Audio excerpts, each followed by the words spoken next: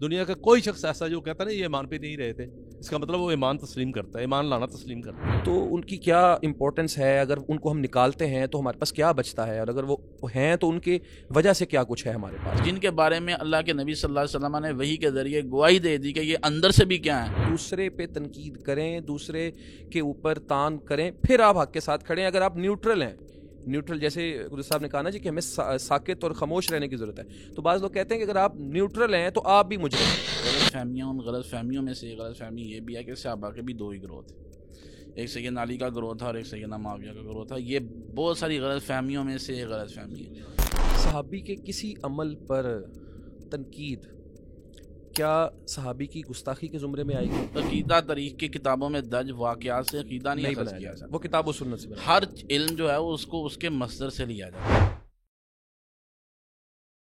بسم اللہ الرحمن الرحیم۔ ناظرین السلام علیکم۔ محرم الحرام سیریز کے ساتھ آپ کا ہوسٹ حافظ عرفان شفیق حاضر خدمت ہے۔ ناظرین، آج صحابہ کرام کی فضیلت و عظمت کے حوالے سے کچھ اہم امور پہ بات مقصود ہے، اور آج ہمارے ہاں جو مہمان ہیں فضیلت الشیخ حافظ حنین قدوسی تشریف لائے ہیں، اسی کے ساتھ ساتھ معروف شخصیت قلم نگار ابو بکر قدوسی حافظہم اللہ تشریف لائے ہیں۔ محترم حنین صاحب، آپ کا شکریہ، آپ تشریف لائے۔ قدوس صاحب، آپ کا شکریہ، آپ تشریف لائے۔ جزاکم اللہ خیر۔ ناظرین، محرم الحرام حرمت والا، عظمت والا مہینہ ہے، لیکن بڑے افسوس کی بات ہے جو ہی یہ مہینہ آتا ہے معاشرے میں ایک خاص طبقہ بڑی جلدی ایکٹیو ہو جاتا ہے اور اہل بیت، اہل رسول کی محبت کی آڑ لیتا ہے، اپنے اوپر کور لیتا ہے، اور رسول اللہ صلی اللہ علیہ وسلم کے صحابہ کے بارے میں بری باتیں معاشرے میں پھیلانا شروع کر دیتا ہے۔ کبھی کسی ایک کو ٹارگٹ کرتا ہے، کبھی دوسرے پہ حملہ کرتا ہے، کبھی تیسرے پہ تبرہ کرتا ہے، حالانکہ یہ تمام شخصیات وہ ہیں جو رسول اللہ صلی اللہ علیہ وسلم کے ہاں بھی مکرم و محترم تھیں، آپ کے ان کے ساتھ رشتے ناتے تھے، حتیٰ کہ اہل بیت، اہل رسول کے ہاں بھی ان کا احترام تھا، اور ان کے ہاں بھی اہل رسول اور اہل بیت کی محبت موجود تھی۔ تو صحابہ کرام کے حوالے سے جو طوفان بدتمیزی یہ بپا کیا جاتا ہے، اس لیے ہم نے ضروری سمجھا کہ اس پروگرام کی وساطت سے آپ تک ایسی چیزیں پہنچائی جائیں جس سے صحابہ کرام کا احترام اجاگر ہوتا ہو اور ان کے حوالے سے جو اشکالات اور اعتراضات ہیں وہ دور ہو سکیں۔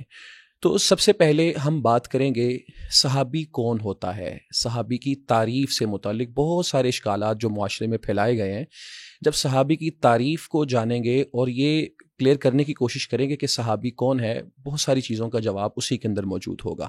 اہل السنہ کی کتب سے، اہل تشیع کی کتب سے جاننے کی کوشش کریں گے کہ صحابی کون ہوتا ہے۔ تو میں سب سے پہلے اپنے معزز مہمان محترم حنین قدوسی صاحب سے پوچھنا چاہوں گا۔ محترم حنین صاحب، ذرا بتائیے اہل السنہ، اہل تشیع کے ہاں صحابی کی، صحابی رسول کی کیا تعریف کی گئی ہے؟ صحابی کون ہوتا ہے؟ نحمدہ و نصلی علی رسولہ الکریم، بسم اللہ الرحمن الرحیم۔ صحابی کی تعریف کے حوالے سے پہلی بات یہ بات سمجھنی چاہیے کہ اہل سنت کے ہاں صحابی کی جو تعریف ہے اس میں یہ بات داخل ہے کہ ہر وہ انسان جس کو اللہ کے نبی صلی اللہ علیہ وسلم کا ساتھ میسر رہا، ٹھیک ہے، آپ کا تعلق میسر رہا، ایک لمحے کے لیے بھی اس نے اللہ کے نبی صلی اللہ علیہ وسلم کی صحبت اختیار کی، ایک لمحے کے لیے اس نے اللہ کے نبی صلی اللہ علیہ وسلم کو دیکھا، وہ صحابی رسول ہے۔ جیسا کہ اہل سنہ کی سب سے معتبر کتاب اللہ کے بعد جو ہمارے دین کے اندر سب سے معتبر کتاب ہے، مسلمانوں کا اس پر اتفاق ہے، اللہ کے نبی صلی اللہ علیہ وسلم کی کتاب صحیح بخاری میں امام بخاری رحمہ اللہ نے لکھا ہے، من صاحب النبی صلی اللہ علیہ وسلم او رآہ من المسلمین فہو صحابی، کہ جس آدمی نے بھی اللہ کے نبی صلی اللہ علیہ وآلہ وسلم کی صحبت اختیار کی اور آپ کو دیکھا، وہ مسلمانوں میں سے ہو، وہ کیا مسلمان و مومن ہو۔ ظاہرہ منافقین نے بھی اللہ کے نبی صلی اللہ علیہ وسلم کو دیکھا، کفار نے بھی اللہ کے نبی صلی اللہ علیہ وسلم کو دیکھا، ٹھیک ہے، یعنی کہ حالت ایمان میں، حالت ایمان میں مسلمانوں میں سے جس آدمی نے بھی اللہ کے نبی صلی اللہ علیہ وسلم کو دیکھا یا آپ کی صحبت اختیار کی، وہ صحابی ہے۔ اب یہاں پہ ایک اشکال پیدا ہوتا ہے، کتنی دیر دیکھا، زیادہ دیکھا، تھوڑا دیکھا، صحبت کا وقت زیادہ تھا، کم تھا؟ اللہ تبارک و تعالیٰ کا فضل ہے کہ متقدمین ائمہ میں سے ہی امام بخاری رحمہ اللہ کے استاد ہیں اور بڑے ہی عظیم ہیں، بلکہ ائمہ اہل سنت میں اللہ نے ان کو شاید سب سے زیادہ مقام جو ہے وہ دیا کہ لوگوں نے ان سے جس طرح محبت کی شاید کسی سے کی گئی ہو. امام احمد بن حنبل رحمہ اللہ جو امام بخاری رحمہ اللہ کے استاد تھے، اصول السنہ ان کا رسالہ ہے، اس میں انہوں نے مزید اس تعریف کو ذرا مزید واضح انداز میں لکھا.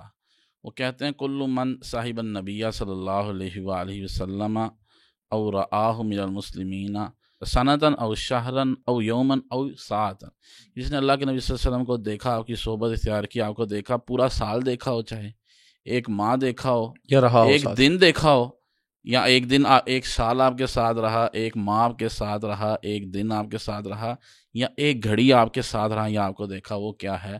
صحابی رسول ہے. ٹھیک ہے. لیکن آگے جو وہ بات کہتے ہیں وہ بڑی قابل غور ہے. وہ کہتے ہیں اس کا صحابیت میں اتنا ہی حصہ ہے جس لحاظ سے اس کو صحبت یا تعلق جو ہے وہ کیا ہے؟ میسر رہا. یعنی جتنا اس نے دیکھا وہ صحابیت میں اتنا کیا ہوگا؟ مضبوط ہوگا، متقدم ہو جائے گا. اور جتنا جو ہے وہ اس کا تعلق کم رہا اللہ کے نبی صلی اللہ علیہ وسلم سے، اور جتنی صحبت جو ہے وہ کم رہی، اس کا درجہ کم ہوگا. یہی وجہ ہے کہ ظاہر ہے سیدنا ابوبکر رضی اللہ تعالیٰ عنہ، سیدنا عمر، عثمان، علی رضی اللہ تعالیٰ عنہم اجمعین کو جو مقام صحابیت میں مرتبہ حاصل ہے وہ بعد والے صحابہ کرام رضوان اللہ علیہ، کیونکہ انہوں نے وقت زیادہ گزارا، جلدی آ گئے، کیٹیگریز بن گئی. تو یہ بات جو ہے وہ سمجھنی چاہیے کہ ہمارے ہاں تعریف کے اندر صحابی، اہل سنہ کے ہاں صحابی بنتا کب ہے، یا بندے کے اوپر لفظ صحابی کا اطلاق کس وقت جائز ہوتا ہے؟ تو وہ ایک لمحے کی صحبت بھی کافی ہے، صحبت سے بھی جو ہے رویت بس کافی، رویت یا صحبت. کیونکہ اس میں بھی یہ بھی بات کہہ ہیں کہ صحبت کا لفظ، رویت کے لفظ کے اندر ایک اشکال یہ آ جاتا ہے کہ بعض صحابی تھے جو نبی نہ تھے. ٹھیک، رویت اور کچھ لمحے کی صحبت، وہ جو ہے وہ صحبت کے لفظ سے کور ہو جاتی ہے نا بات. اچھا یہاں پہ ایک چیز کی ایک اور میں وضاحت کر دوں جو آپ کے سوال میں تھا، جبکہ اس کے مقابلے میں اہل تشیع کے ہاں فرق ہے. اچھا، ان کے ہاں طول الملازمہ جو ہے وہ شرط ہے. اچھا، یعنی صحابی ہونے کے لیے لمبا عرصہ اللہ کے نبی صلی اللہ علیہ وسلم کے ساتھ گزارنا جو ہے وہ شرط ہے، ضروری ہے. اچھا، یہ کیا کہ وہ سیدنا معاویہ اور ابو سفیان بعد میں آنے والے جتنے صحابہ تھے ان کو صحابیت سے جو ہے وہ نکال دیتے. بنیادی طور پر یہ اصول جو ہے نا، اصول وضع اسی لیے کیا گیا ہے اصل بات کہ کچھ لوگوں کو، جو لوگ ان کو، جن صحابہ کو وہ لوگ ان سے اختلاف رکھتے ہیں یا جو بھی چاہتے ہیں، ان کو اس صف سے نکالنے کے لیے یہ اصول وضع کیا گیا، تبدیلی کر دی، تعریف، بلکہ اس کو میں کہوں گا یہ اصول گھڑا گیا ہے. بالکل صحیح ہے. تو اہل السنہ اور اہل تشیع نے جو صحابہ کی یا صحابی کی تعریف کی ہے، اس میں بنیادی فرق یہ ہوا کہ اہل السنہ کے ہاں صحبت چاہے ایک گھڑی کی کیوں نہ ہو، وہ مسلمانوں میں سے کسی انسان، مرد یا خاتون کو صحابیت کے درجے تک پہنچا دیتی ہے. اور اہل تشیع کے ہاں طول الملازمہ، یعنی لمبی دیر صحبت میں رہنا، یہ شرط ہے. اور یہ ایک ایسی شرط ہے جو متقدمین میں، صحابہ یا تابعین میں یا اہل السنہ کے جس طرح ائمہ ہیں ان میں موجود نہیں ہے، یہ بعد میں گڑی گئی ہے. اچھا، اس میں ایک چیز واضح کرنا بہت ضروری، بالکل یہ چیز واضح ہو گئی کہ اہل السنہ اور اہل تشیع کے ہاں فرق کیا ہے تعریف کا. دوسرا جو سوال ہے جس کی وضاحت سے کافی مسائل حل ہو سکتے ہیں، وہ یہ ہے کہ مرتے دم تک ایمان پہ رہنا یہ بھی شرط ہے. نخبۃ الفکر میں اور دیگر جو اصولوں کی کتب ہیں ان میں یہ چیز بھی لکھی گئی ہے کہ ومات علی الاسلام، جو موت ہے وہ اسلام پہ ہوئی ہو. اور اگر یہ تو بنیادی شرط ہے، کیونکہ کئی ایسے لوگ ہیں آج کل، مطلب یہ بات بہت زیادہ کی جاتی ہے بعض لوگوں کی طرف سے کہ دیکھیں جی وہ آپ فلاں کو صحابی کہہ رہے ہیں، فلاں کو صحابی کہہ رہے ہیں، تو یہ اتنے لوگ جو زکوٰۃ کے منکر ہو گئے، یہ ختم نبوت کے منکر ہو گئے، جن کے ساتھ قتال کیا گیا، یہ بھی تو صحابی تھے نا. تو ان کے لیے جواب اس تعریف کے اندر ہی موجود ہے، اس اضافے کے اندر ہی موجود ہے کہ ومات علی الاسلام، صحابیت کے درجے میں آئے گا ہی وہ جس کی موت اسلام پہ ہوئی. اگر اسلام پہ موت نہیں ہے، اس سے پہلے کسی چیز کا انکار ہے، تو وہ صحابی نہیں ہے. اس میں دیکھیں، میں آپ کو بتاؤں، ایک شخص جس نے حالت ایمان میں نبی کریم صلی اللہ علیہ وسلم کے ساتھ کچھ وقت گزارا، وہ اہل سنہ کے نزدیک صحابی کی شرط پہ پورا اتر آیا. اب معاملہ یہ ہے کہ مقام صحابیت کے اوپر بحث کرنی ہے آپ نے، یا ان کے قول و فعل افعال کے اوپر کوئی بھی گفتگو کرنی ہے، کوئی تجزیہ کرنا ہے، تو اس وقت ہمیں ضرورت پڑتی ہے یہ دیکھنے کے لیے یہ صحابی ہیں یا نہیں ہیں. تو اس کی ضرورت ہی بعد میں پیش آئے گی نا جی. میں اس بات کو مزید واضح کرتا ہوں کہ کسی کے صحابی ہونے یا نہ ہونے اور صحابی ہونے کی بنیاد کے اوپر کسی فضائل کے اوپر بحث کرنے کے حوالے سے یا ان کے قول و فعل افعال یا اعمال کے اوپر کوئی بھی آپ نے تجزیہ کرنا کوئی بحث کرنی ہے تو جب ضرورت پڑے گی کہ وہ صحابی ہیں یا نہیں ہیں تو یہ ایسی بات ہے نا کہ جب تک دیکھیں ایسے نا جیسے ایک امتحان چل رہا ہے پیپر چل رہا ہے جب تک پیپر چل رہا ہے اور پیپر کے دوران کمرے میں امتحان میں سارے بیٹھے ہوئے ہیں تب تک اس کے اوپر بات نہیں ہو سکے گی نا نتیجے کے اوپر. اب جب اپنے رزلٹ کے اوپر بات کرنی ہے رزلٹ کے اوپر بحث کرنی ہے تو پیپر ختم ہونے کا انتظار کرنا پڑتا ہے نا. اس طرح جب یہ ہے کہ نبی کریم صلی اللہ علیہ وسلم کی زندگی تک صحابی بننے کا عمل جاری ہے, اس کے بعد جب آپ دنیا سے رخصت ہوئے یہ چیپٹر کلوز ہو گیا. بالکل. اب ہم نے جب بات کرنی ہے فلاں صحابی تھا یا نہیں تھا یا فلاں شخص صحابی ہے انہوں نے یہ کیا یا نہیں کیا, یہ بحث کرنی ہے تو اس کے لیے ضروری ہے نا وہ چیپٹر کلوز ہو جائے, پوری زندگی دیکھی جائے گی جی اس کے مطابق فیصلہ ہوگا. نہیں اس کے بعد مراد یہ ہے کہ یہ مقام صحابیت کا جو صحابی بننے کا جو شرط ہے بنیادی وہ نبی کریم صلی اللہ علیہ وسلم کی ذات ہے, ان کی موجودگی ہے. جب ان کی موجودگی ختم ہو گئی یوں سمجھ لیجیے کہ ایک لائن لگ گئی, اب جو نئے بندے آئیں گے وہ صحابی نہیں ہوں گے. اب پھر ان کے اوپر بات ہو سکتی ہے کہ جی مثلا کوئی شخص کسی صحابی پہ اعتراض کرتا ہے تو پھر یہ دیکھا جائے گا کہ آیا ان کا ایمان پہ خاتمہ ہوا تھا. جب ایمان پہ خاتمہ ہوا تو پھر بحث ختم ہو جاتی ہے نا, ہمارے نزدیک تو بحث ہی ختم ہو جاتی ہے نا. بالکل ایسا. اچھا یہاں یہ بات جو ہے وہ واضح میں کر دوں کہ لوگ عموماً یہ بات کہتے ہیں کہ جی ایمان پر خاتمہ ہو اس کی کیا دلیل ہے. ہاں یہ اگلا سوال تھا کہ ایمان پر خاتمہ ہونے کا مطلب کیا دلیل ہے. تو ہم اس طرح کہتے ہیں کہ اس کی یہ دلیل ہے کہ کفر پہ خاتمہ ہوا اس کی کیا دلیل ہے. ہمیں ہمارے ذمے نہیں ہے کہ ایمان پر خاتمے کی دلیل دیں, دلیل اس کے ذمے ہے جو کسی مومن کے ایمان پر شک کرتا ہے وہ کفر کی کیا کرے گا دلیل دے گا. یہ صرف صحابہ کے ساتھ خاص نہیں, آج کل کا دور ہے 1400-1500 سال گزر چکے صحابہ, 1400 سال گزر چکے صحابہ کو گئے. آج کل کے دور میں اگر کوئی بندہ جو ہے وہ مسلمان ہے وہ فوت ہوتا ہے, کوئی اس کی فوتگی کے اوپر کوئی دوسرا مسلمان اس کے ایمان اسلام میں شک کرتا ہے کہ جی پتہ نہیں یہ مسلمان تھا یا نہیں تھا, دوسرے اس کا جنازہ پڑھ رہے ہیں, یہ شک کرنے والا اس کو ان لوگوں کو روک رہا ہے کہ پتہ نہیں اس کی موت جو ہے وہ اسلام پہ ہوئی ہے کہ نہیں ہوئی. باقی لوگ اس کو جواب میں کیا کہیں گے کہ بھئی جو تمہیں جو شک ہے اس کی کیا کرو دلیل پیش کرو. ہم تو اس کے اصل کے اوپر کیا ہیں قائم ہے, اس کے ایمان اسلام کی دلیل ہے ہم نے جو ہے وہ دنیا میں دیکھ لی. تو یہ عام مسلمان کے بارے میں جب یہ اصول ہے تو صحابی کے بارے میں بھی یہی اصول ہے. کیونکہ ایسا ہی ہے معاشرے میں بعض لوگ سب یہی غلط فہمیاں پھیلا رہے ہیں, ہر دعوے کے اوپر یہی اصول ہے, یہی ہر دنیا کے دعوے پہ یہ اصول ہے کہ جو شخص دعویٰ دیکھیے ان کا ایمان معلوم ہے, کسی بھی صحابی کا نام لے جو معروف ہے اور حتیٰ کہ جو کم معروف ہے یا جن کا کسی جگہ ایک جگہ ذکر آیا, صرف کسی ایک روایت میں ایک صحابی کا ذکر ہے, اس کے علاوہ کسی ذخیرہ روایات میں ذکر نہیں کہیں پہ بھی, لیکن ایک جگہ ذکر آ گیا. تو جب ان کا ایمان معلوم ہو گیا اس کے بعد اگر کوئی شخص دعویٰ کرتا ہے جی وہ یوں ہو گئے تھے تو وہ دلیل سے طلب کی جائے گی. اس کی وجہ یہ ہے کہ دنیا کے, اور یہ نہیں ہے کہ صرف ایمان صحابہ کا معاملہ ہے, آج کوئی سائنس کا ہر قانون میں ایسا ہی ہے. دیکھیے آج کوئی سائنس کا اصول دیکھ لیجئے, کوئی تاریخ کا واقعہ دیکھ لیجئے کہ کوئی شخص اگر دعویٰ کرتا ہے جی فلاں واقعہ یوں ہوا تھا تو اس سے دلیل طلب کی جائے گی, بھئی آپ یہ دعویٰ کر رہے ہیں آپ اس کی دلیل دو. اب اگر کسی صحابی کے بارے میں کوئی بات کرتا ہے جی وہ ایمان پر نہیں رہے تھے تو اس کے ذمہ ہے وہ دلیل, تو اسی جملے نہیں پہلی بات تو جب ایک شخص دعویٰ کرتا ہے نا وہ ایمان پر نہیں رہے تھے تو اس سے ایمان تو ثابت ہو گیا نا جی کہ ایمان پہ تھے نا. بالکل صحیح. جب اس بندہ نے جملہ بولا جی وہ ایمان پہ نہیں رہے تھے اس کا مطلب پہلے ایمان پہ تھے, ایمان تو اس شخص نے ثابت کر دیا نا جی یہ کہہ کے. اب اگلا مسئلہ اس کو کچھ لیا ثابت کر, ہاں دلیل دے اس بات کی, اب دلیل دے کہ ایمان پر نہیں رہے تھے. ایمان تو خود بھی مان گیا نا, دنیا کا کوئی شخص ایسا جو کہتا نہیں یہ ایمان پہ نہیں رہے تھے اس کا مطلب وہ ایمان تسلیم کرتا ہے, ایمان لانا تسلیم کرتا ہے. بالکل ایسا ہی ہے. اس حوالے سے یہ بھی دیکھیں نا جو قواعد خمسہ کبریٰ ہیں اس کے اندر ایک قاعدہ بڑا مشہور ہے الیقین لا یزول بالشک یا الیقین لا یزول الا بالیقین. یقین جو ہے وہ شک سے زائل نہیں ہوتا.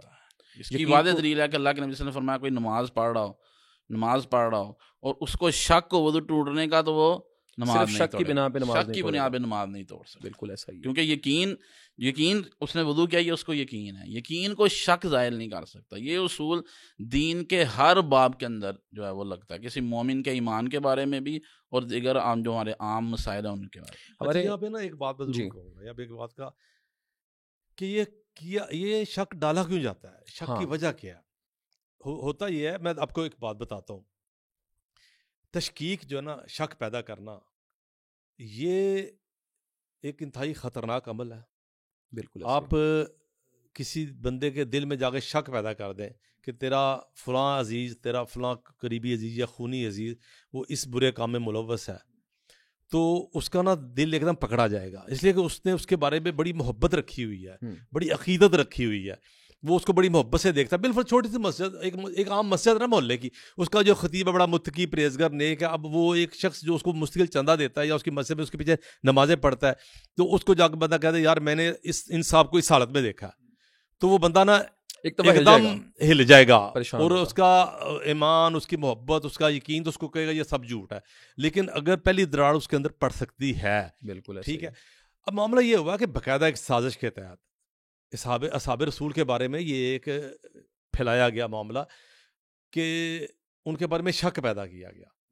اب شک پیدا کرنے کا جو مقصد تھا نا، جنہوں نے آغاز کیا ان کا مقصد تو یہ تھا کہ اسلام کی جو عمارت ہے، اسلام اس کو منہدم کیا جائے، اس کو گرا دیا جائے، اس معاملے کو خراب کر دیا جائے. کسی بھی تحریک جو ہے، کسی بھی تحریک، اس کے جو بانی ہوتے ہیں یا اس کا آغاز کرنے والے ہوتے ہیں، پھر اس کے بانی کے ساتھی جو ہوتے ہیں نا، وہ بنیادی طور پہ اس تحریک کا چہرہ ہوتے ہیں. بالکل ایسا ہی ہے، فیس ہوتے ہیں، اس کا آغاز کرنے والے اس تحریک کا چہرہ ہوتے ہیں. اب معاملہ یہ ہے کہ جب چہرہ داغدار کر دیا جائے، اب میں آپ کے سامنے بیٹھا ہوں، آپ میرے سامنے بیٹھے ہیں، ہم نے مکمل لباس پہنا ہوا ہے، صرف دو چیزیں نظر آ رہی ہیں، میرا چہرہ نظر آ رہا، ہاتھ نظر آ رہے ہیں، باقی تو میں اندر سے کیا ہوں آپ کو نظر نہیں آ رہا. لیکن جب یہ چہرہ داغدار کر دیا جائے تو تاثر دھندلا جائے گا نا جی.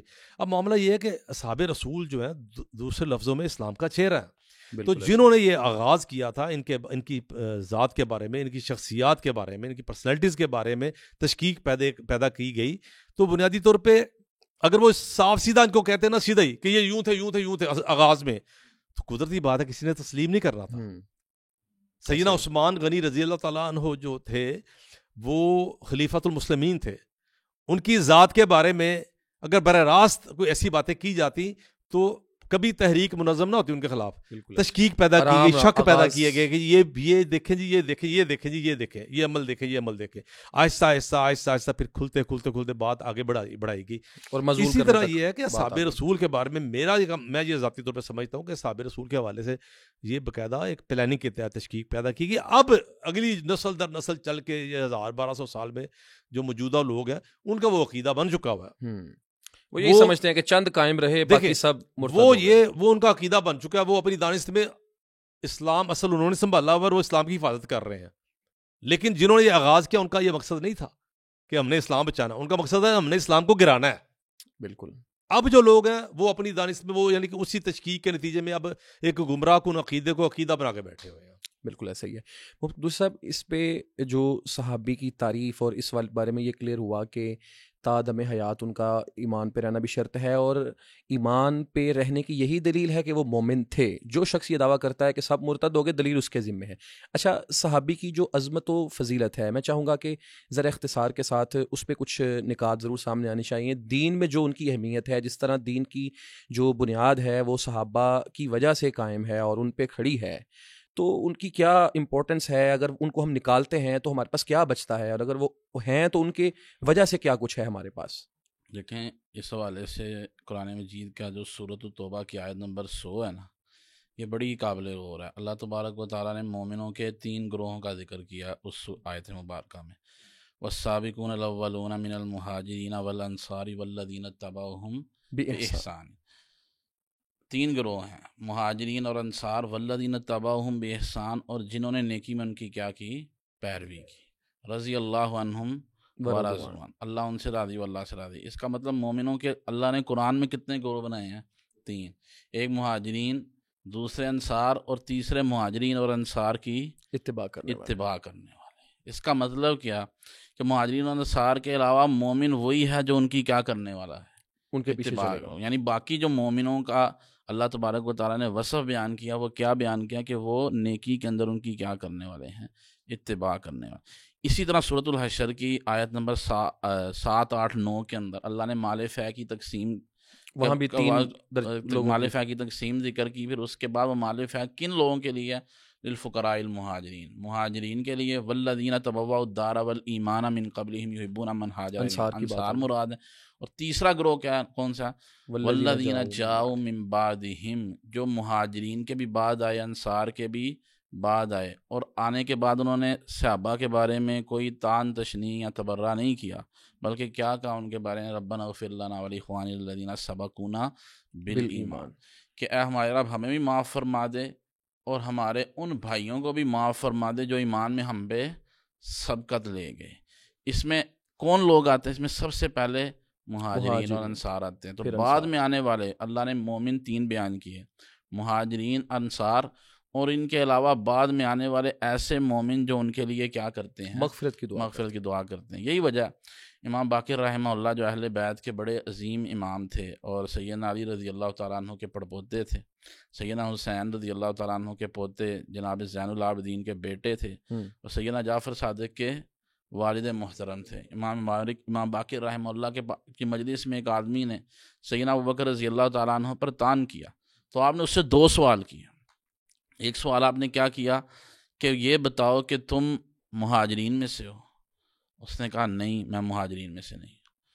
دوسرا اس نے کہا کہ تم یہ بتاؤ، دوسرا نے کہا کہ تم انصار میں سے ہو؟ اس نے کہا نہیں، میں انصار میں سے بھی نہیں۔ تو آپ نے کہا کہ پھر اس کا مطلب تو یہ ہے کہ قرآن میں جو مومنوں کا اللہ نے مومنوں کے گروہ بیان کیے ہیں 3، تم تو ان تینوں میں سے نہیں۔ بالکل۔ مہاجرین کے بارے میں تم نے خود اپنے منہ سے کہہ دیا میں نہیں ہوں، انصار کے بارے میں تم نے خود اپنے منہ سے کہہ دیا کہ میں نہیں ہوں۔ تو تیسرا گروہ تو اللہ نے بیان ہی وہ کیا ہے جو ان کے لیے دعا کرتا ہے یا ان کی کیا کرتا ہے؟ اتباع کرتا۔ تو جو جس کو برا بلا کہا جائے اس کی نہ اتباع ہوتی ہے نہ اس کے لیے دعا ہوتی ہے، تو تم نہ یہ جو ہے وہ نہ ان کے لیے دعا کرتے ہو نہ ان کی اتباع کرتے ہو، تو تم تو قرآن کے مطابق جو مومنوں کے 3 گروہ ہیں ان میں شامل نہیں۔ تو اس کا مطلب یہ ہوا کہ صحابی کی بڑی عظمت یہ ہے کہ ان کے پیچھے لگنے، ان کی اتباع کرنے کا حکم دیا گیا، اور اتباع کو ایمان کا میرٹ اور معیار قرار دیا گیا۔ یہاں سے اللہ نے مومنوں کا تعارف یہ کروایا۔ تو صاحب یہاں ایک اور سوال بھی پیدا ہوتا ہے، اس کو بھی ساتھ کلیئر کرنا چاہیے کہ تیسرا جو گروہ ہے وہ پہلوں کے لیے دعا کرتا ہے اور ان کی اتباع کرتا ہے۔ اس کا معنی یہ ہوا کہ جو صحابہ ہیں، مہاجرین و انصار ہیں، وہ انسان ہیں، توقع ہے، ایکسپیکٹ کیا جا سکتا ہے کہ ان سے غلطی ہو سکتی ہے، وہ معصوم نہیں ہے۔ تو ہمارے ہاں جو ایک اس میں اگر کسی صحابی کی کوئی غلطی ایسی سامنے آتی ہے کہ جس کو دیکھ کے لوگ ہوا بنا دیتے ہیں، اس پہ پروپیگنڈا کرتے ہیں، تو اس پہ یہ رویہ نہیں ہونا چاہیے۔ بالکل ایسے صحابہ کہ ہمارا دعویٰ کیا ہے، یہ بات سمجھنی چاہیے۔ ہم اللہ کے نبی صلی اللہ علیہ وسلم کے صحابہ کرام رضوان اللہ علیہ مجمعین کو نہ معصوم عن الخطا کہتے ہیں نہ محفوظ عن الخطا کہتے ہیں۔ بالکل، ہم انبیاء کرام علیہم السلام کو گناہوں سے محفوظ مانتے ہیں، لیکن صحابہ کرام رضوان اللہ علیہ مجمعین کو کے بارے میں ہمارا یہ دعویٰ ہی نہیں ہے کہ وہ ان سے غلطی نہیں ہو سکتی یا ان سے کوئی گناہ نہیں ہو سکتا یا ان سے خطا نہیں ہو سکتا۔ ہاں، ہمارا دعویٰ کیا ہے ان کے والے سے، یہ شیخ الاسلام ابن تیمیہ رحمہ اللہ نے منہاج السنہ میں بڑا زور دیا اس بات کے اوپر کہ بھئی ہمارا دعویٰ سمجھنا چاہیے۔ ہمارا دعویٰ یہ ہے کہ انہوں نے جو ان سے غلطیاں ہوئیں، جو ان سے گناہ ہوئے، جو ان سے خطائیں ہوئیں، جو ان کی کمزوریاں تھیں، جو ان کی لغزشیں تھیں، جو کچھ بھی تھا، اللہ تبارک و تعالیٰ نے اس کو معاف کر دیا۔ اور معاف کس لیے کیا ہے؟ توبہ کی وجہ سے بھی اللہ گناہ معاف کرتا ہے، غلطیاں معاف کرتا ہے، نیکیوں کی وجہ سے بھی اللہ تبارک و تعالیٰ گناہ کیا کرتا ہے؟ معاف کرتا ہے۔ ان الحسنات یذہبن السیئات۔ اور انسان کی زندگی اندر جو آزمائشیں اور تکلیفیں آتی ہیں وہ بھی گناہوں کا کیا بنتی ہیں؟ کفارہ بنتی ہیں۔ تو اصل بات یہ کہ ہمارا صحابہ کرام رضوان اللہ علیہ مجمعین کے بارے میں عقیدہ یہ واضح ہونا چاہیے۔ ہم دوسرے گروہ کی طرح یہ نہیں کہ جس طرح وہ اپنے ائمہ کو معصوم عن الخطا سمجھتے ہیں، ہم صحابہ کرام کو ویسا سمجھتے ہیں، ایسی بات نہیں ہے۔ بلکہ امام طحاوی رحمہ اللہ نے عقیدہ طحاویہ کے اندر یہ بات لکھی ہے، وَلَا نُفْرِطُ فِي حُبِّ أَحَدِهِمْ، ہم ان کی میں سے کسی کی محبت میں حد سے غلو نہیں کرتے، نہیں بڑھتے، غلو نہیں کرتے۔ محبت میں حد سے بڑھنا یہی ہے کہ ہم ان کو وہ سٹیٹس نہیں دیتے جو انبیاء کرام علیہم السلام کو، جبکہ دوسرا گروہ اپنے ائمہ کو وہ مقام دیتا ہے جو انبیاء کرام علیہم السلام ہے۔ اچھا، یہاں یہ سٹیٹمنٹ ہم مطلب دے سکتے ہیں کہ صحابہ کرام مغفور ہیں، صحابہ کرام پہ اللہ راضی ہے، لیکن وہ معصوم نہیں ہیں اور ان کے لیے دعا کا حکم ہے۔ یہ تو ہمارا عقیدہ ہے کہ وہ معصوم نہیں ہے۔ اور یہ دوسری بات یہ بھی ہے کہ مثلا جب شاہجرات صحابہ کی بات آتی ہے اور اس میں ظاہر سی بات ہے، جب 2 گروہ بلیک اینڈ وائٹ اور سیاہ اور سفید کا موقف اختیار کر لیں گے اور اس پہ وہ آپس میں لڑ بھی پڑیں گے، تو اس کا مطلب یہ ہے کہ دونوں میں سے ایک گروہ اس کا موقف درست ہوگا، ایک گروہ کا موقف درست نہیں ہوگا۔ اس میں تو طے شدہ بات ہے، یا روشنیاں یہاں دے رہا ہے۔ لیکن یہ ہے کہ ہمارا عقیدہ یہ ہے کہ دونوں میں سے ایک گروہ کا موقف درست ہے، ایک کا غلط ہے، لیکن نیت دونوں کی درست ہے. نیت دونوں بنیادی فرق یہ ہے صحیح ہے کہ ہم یہ سمجھتے ہیں کہ دونوں نے خلوص نیت سے، جب دو صحابہ کرام جو ہیں وہ علمی معاملے میں یا کسی اور معاملے میں ان کا اختلاف ہو جاتا ہے تو ہم یہ سمجھتے ہوتے ہیں کہ دونوں اپنی جگہ مخلص ہوتے ہیں، نیت دونوں کی نیک ہوتی ہے، یقیناً درست موقف ایک کا ہوتا ہے. اب ہمارا منصب نہیں ہے کہ آج ہم 1000 سال بعد 1500 سال بعد جو ہے وہ جج بن کے بیٹھ جائیں اور ترازو لگا لیں اور کہہ دیں کہ جی دیکھیں جی آج ہم دلائل کی بنیاد پہ اسے کہہ سکتے ہیں کہ اس کا موقف درست ہے، اس کا موقف غلط ہے. بالفرض یہ بھی ہو جائے، لیکن ہم دلائل کی بنیاد پر یہ کہہ سکتے ہیں کہ ہم فلاں کا موقف درست ہے کیونکہ اس کے لیے یہ دلائل موجود ہے اور دلائل مضبوط بھی ہوں، ہم طے بھی کر پائیں، لیکن جس کا موقف غلط ہے اس کو متون نہیں کر سکتے. یہ ہمارا منصب نہیں ہے. اگر ہم یہ کریں گے ہمارا منصب نہیں ہے. اس میں اگر ہم ایک بات کر لیں تو بڑی بات مزید واضح ہو جائے گی کہ ہمیں وہی انداز اور اسلوب اپنانا چاہیے جو رسول اللہ علیہ السلام نے اپنایا. مثال کے طور پہ اللہ کے رسول علیہ السلام کے سامنے صحابی حاطب بن ابی بلتع کا کتنا بڑا کیس آیا کہ انہوں نے خط لکھا ہے. یعنی یہ آج کے قانون کہ ہر ملک کے قانون کے مطابق یہ غداری کے زمرے میں آتا ہے اور اس کی سزا بہت سخت ہے. مطلب پوچھا بھی گیا کہ اتاروں اس کی گردن، تو رسول اللہ علیہ السلام کا بڑا واضح میسج تھا کہ دعو، اس کو چھوڑ دو، انہ قد شہد بدرن، اس نے بدر میں. اور تمہیں نہیں پتا کہ اللہ رب العالمین نے بدر والوں کے بارے میں جھانک کر کیا کہا تھا، اعملوا ما شئتم قد غفرت لکم. تو رسول اللہ علیہ السلام کی اس حدیث سے بھی بڑا واضح ہوتا ہے کہ صحابی کی کوئی غلطی اگر سامنے آتی ہے، پہلی تو بات ہے وہ معصوم نہیں ہے. اگر غلطی سامنے آتی ہے تو ہمیں یہ رویہ رکھنا چاہیے کہ ہم ان سے درگزر کریں، ہم ان سے درگزر کا آپ صاحب برتیں گے. درگزر کا لفظ بھی میں اچھا استعمال کروں گا. بالکل. ہم خاموش رہیں. ہم درگزر کے اندر ایک مفہوم آتا ہے کہ جس طرح ہم عالی منصب ہیں، ہم کوئی بلند ہیں، درگزر تو ہمیشہ اپنے سے چھوٹے سے کیا جاتا ہے نا جی.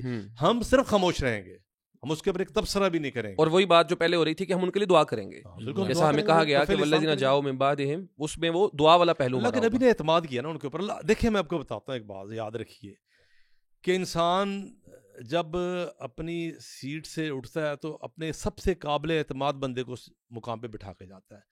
اللہ کے نبی صلی اللہ علیہ وسلم نے حجۃ الوداع کا جو خطبہ ہے نا، وہ اللہ کے نبی کی زندگی کے آخری دنوں کا واقعہ نا جی. اس میں جب اللہ کے نبی کے مخاطب کون تھے؟ صحابہ تھے، آپ کے صحابہ ساتھ تھے.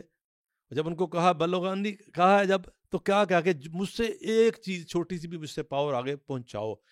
یہ مکمل اعتماد دی، اپنا اعتماد دیا نا ان کو. اب نبی کریم صلی اللہ علیہ وسلم جو ہیں وہ اپنے ساتھیوں کے اوپر اعتماد کر رہے ہیں اور ہم عدم اعتماد کر کے ہم کہاں کھڑے ہوں گے؟ بالکل پروٹوکول کے بالکل خلاف ہے. پروٹوکول کے بھی خلاف ہے، گستاخی میں آ جاتا ہے نا. نبی کریم صلی اللہ علیہ وسلم کوئی دنیا کے بادشاہ نہیں تھے نا، وہ نبی تھے اور خاتم الانبیاء تھے. اور دوسری بات یہ ہے کہ ان کا مقام جو ہے وہ عام بادشاہتوں والا مقام نہیں ہے. ان کی بات کا جو انکار ہوتا ہے یا ان کی بات کے مقابل کھڑے ہونے کا مطلب یہ ہوتا ہے آپ اپنے ایمان سے چلے جائیں گے. اب اللہ کے نبی صلی اللہ علیہ وسلم جو ہیں وہ اپنے اصحاب کے بارے میں جو آخری دنوں میں جو کہہ رہے ہیں، اس میں وہ اپنا پورا جو دین اللہ تعالیٰ نے ان کو دیا ہے اس کا نچوڑ ہے آپ کا حجۃ الوداع کا خطبہ. اور اس میں وہ اپنے صحاب کو مخاطب کر کے کہہ رہے ہیں کہ جو میں مجھ سے پاؤ آگے پہنچا دوں. ٹھیک، اب اس کا مطلب یہ ہے کہ اعتماد دے دیا نا. بالکل.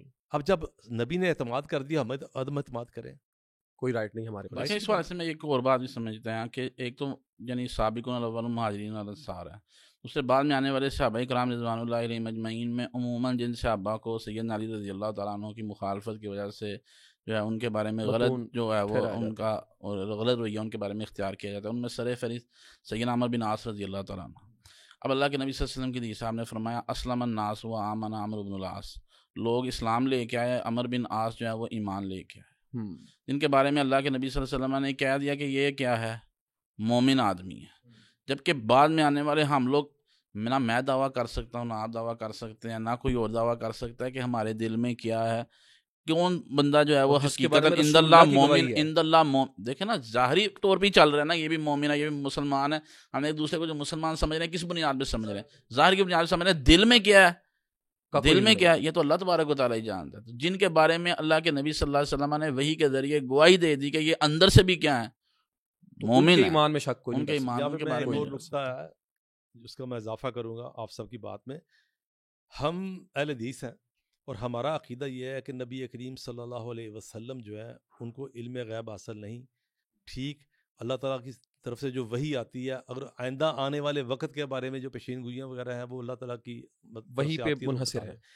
جو ہمارے دوست ہیں ان کا تو عقیدہ یہ نہیں ہے. ان کا تو عقیدہ یہ ہے کہ جس طرح ماضی کی خبر بندے کو ہوتی ہے, ان کو تو آئندہ کی بھی خبر ہے. صحیح ہے. اور آئندہ کی خبر ان کو بطور خصوصیت ہے, یعنی کہ یہ ان کی خوبی ہے, ان کی خصوصیت ہے کہ وہ علم غیب جانتے ہیں, ہر طرح کا علم غیب جانتے ہیں. تو جب وہ آئندہ آنے والے وقت کے لیے بھی علم غیب جانتے ہیں تو نبی کریم صلی اللہ علیہ وسلم کی ان کے عقیدے کے مطابق, میں دوبارہ وضاحت کروں, ان کے عقیدے کے مطابق تو آئندہ آنے والے 10 20 30 40 50 سال پہ بھی نظر تھی. جب نظر تھی پھر بھی مومن کہہ دیا, پھر تسلیم کر لیجئے. بالکل ایسا ہی. اس میں شک کرنا جو ہے یہ رسول اللہ علیہ السلام کی رسالت کے انکار اپنے عقیدے کی نفی کر رہے ہیں نا جی. اچھا, یہاں ایک چیز اور بہت وضاحت طلب ہے کہ ایک تو یہ ہے نا کسی صحابی کی غلطی پہ ہمیں یہ رویہ رکھنے کی ضرورت ہے, اور جس کے ایمان کی گواہی رسول اللہ علیہ السلام نے دی ہے اس کو مومن ماننے کی ضرورت ہے. بعض لوگ یہ کہتے ہیں کہ اگر صحابہ کا آپس میں اختلاف ہے, جس کو ہم مشاجرات صحابہ کا بھی نام دیتے ہیں, اختلاف ہے آپس میں کسی بھی معاملے پہ, تو بعض لوگ کچھ عرصے سے یہ دعوت دے رہے ہیں, بڑے سرعام وہ یہ بات کرتے نظر آتے ہیں کہ آپ اسی وقت مومن کاؤنٹ ہوں گے جب آپ کسی ایک کے ساتھ کھڑے ہیں, یا آپ حق کے ساتھ کھڑے ہیں. دونوں میں سے آپ جس کو حق پہ کھڑا سمجھتے ہیں اس کے ساتھ آپ کھڑے ہوں, دوسرے پہ تنقید کریں, دوسرے کے اوپر تان کریں, پھر آپ حق کے ساتھ کھڑے ہیں. اگر آپ نیوٹرل ہیں, نیوٹرل جیسے قدس صاحب نے کہا نا جی کہ ہمیں ساکت اور خاموش رہنے کی ضرورت ہے, تو بعض لوگ کہتے ہیں کہ اگر آپ نیوٹرل ہیں تو آپ بھی مجرم ہیں. لیکن جب وہ اختلاف ہوا تھا, میں پہلے تھوڑی سی بات کر لوں. جی. جب وہ جو اختلاف ہوا تھا کہ جس میں سیدنا علی رضی اللہ تعالیٰ عنہ کی وفات ہو گئی تھی, تو اس کے شہادت ہو گئی تھی انشاءاللہ تعالیٰ, تو اس کے بعد جب اہل کوفہ کے درمیان اختلاف ہوا تھا کہ سیدنا معاویہ کے ساتھ ملنا یا نہیں ملنا, تو اس اختلاف میں ہمارے یہ دوست نیوٹرل ہوتے ہیں کہ کسی کا پارٹی بنتے ہیں. سوال تو یہ ہے ایسے. اور جب جنگ جمل اور صفین ہو رہی تھی اس وقت بھی جو صحابہ کرام, نہیں میں یہ بات کر رہا ہوں کہ اہل کوفہ کی بات کر رہا ہوں نا جی میں, کہ یہ اس وقت یہاں کے خود کس پوزیشن میں کھڑے ہیں. یہ کہتے ہیں نیوٹرل نہیں ہونا چاہیے.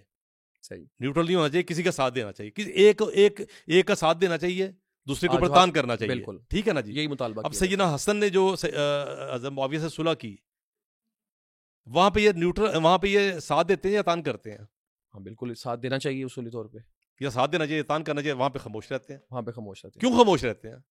اپنا اصول توڑتے ہیں نا, یا ساتھ دیں یا تان کریں. حسن رضی اللہ عنہ کا جب یہ فیصلہ تو اپنے خلاف آیا ہے, دیکھیے یہ تو ہمارا عقیدہ ہے نا کہ ہم اس بات کو درست سمجھے یا نہ سمجھے, ہم نے خاموش رہنا ہے. یہ تو ہمارا عقیدہ نا. دیکھیں اچھا, یہ بھی میں آپ کو بات, یہ عموماً بات کی جاتی ہے کہ سیدنا علی رضی اللہ تعالیٰ عنہ کا ساتھ دیا جائے, اور جو ہے سیدنا معاویہ, طلحہ, زبیر رضی اللہ تعالیٰ عنہ اجمعین کے گروہ پہ کیا کیا جائے, ان پہ تان کیا جائے یا ان کے بندہ خلاف. یہ بات سمجھنی چاہیے. ہمارے معاشرے میں جو غلط فہمیاں, ان غلط فہمیوں میں سے غلط فہمی یہ بھی ہے کہ صحابہ کے بھی دو ہی گروہ تھے, ایک سیدنا علی کا گروہ تھا اور ایک سیدنا معاویہ کا گروہ تھا. یہ بہت ساری غلط فہمیوں میں سے غلط فہمی کی بنیاد ہے. راجع اور درست بات یہ ہے کہ صحابہ کرام رضوان اللہ علیہم اجمعین کے اس معاملے میں دو نہیں بلکہ تین گروہ تھے. تین گروہ تھے. سیدنا سعد بن ابی وقاص رضی اللہ تعالیٰ عنہ, سیدنا ابن عمر رضی اللہ تعالیٰ عنہم جیسے جلیل القدر صحابہ نہ عثمان علی رضی اللہ تعالیٰ عنہ کے ساتھ شامل تھے, نہ معاویہ رضی اللہ کے ساتھ شامل تھے. اور شیخ الاسلام ابن تیمیہ رحمہ اللہ کا موقف یہ ہے, باقی فقہا, بہت سارے فقہا سے مختلف یہ موقف ہے, لیکن دلائل جو ہے وہ اس کے جو ہے وہ قوت دلائل کے لحاظ سے قوی موقف ہے, اور دلائل اس کی تائید کرتے ہیں کہ سب سے مضبوط موقف یہی تھا کہ اس جنگ کے اندر جو ہے وہ کسی کا ساتھ نہ دیا جائے. ٹھیک ہے. اور دوسری بات یہ کہ اس کے بعد موقف آتا ہے سیدنا علی رضی اللہ تعالیٰ عنہ والا, کہ ان کا جو ہے وہ ساتھ دیا جائے. تیسرے نمبر میں موقف آتا ہے سیدنا معاویہ رضی اللہ تعالیٰ عنہ کے گروہ والا. تو یہاں یہ بات سمجھنی چاہیے کہ بڑے جلیل القدر صحابہ کرام رضوان اللہ علیہم اجمعین اس معاملے میں کیا تھے, نیوٹرل تھے. اور نیوٹرل کیوں تھے؟ وہ اس لیے تھے کہ بھئی ہماری تلوار سے کسی مسلمان کا خون نہیں ہونا چاہیے.